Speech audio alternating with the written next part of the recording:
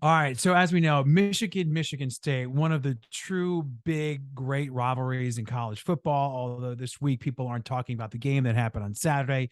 It's what happened after the game. If you don't know what we're talking about, a bunch of Michigan State players basically assaulted a Michigan player in the tunnel after the game. That player had cuts to his face. He had a concussion.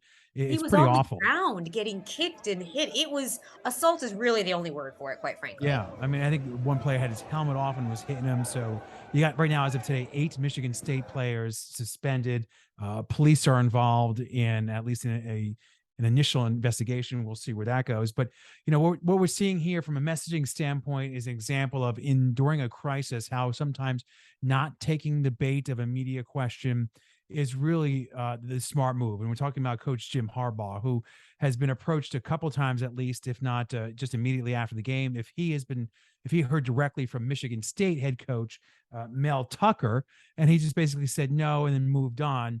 But the media would love to make that a story, like, hey, Mel Tucker, yeah, maybe he apologized on Monday, but he still hasn't reached out to Coach Harbaugh, and then have a war of words between the two of them as well.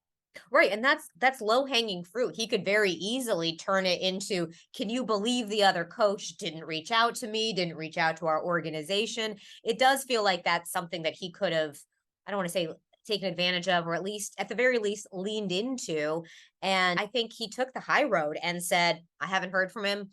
What I care about is my players. What I care about is making sure their parents feel that their kids are safe when they're at Michigan, and not taking the reporter bait." We've been those reporters, Todd.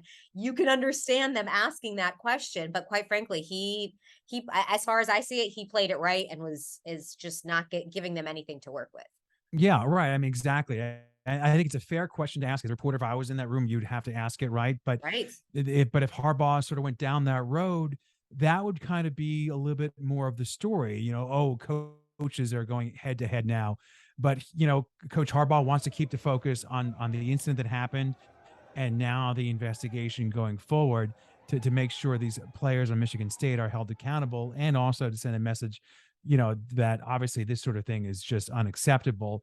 And that's right where the narrative remains. And that's largely in part because, he just didn't take that bait.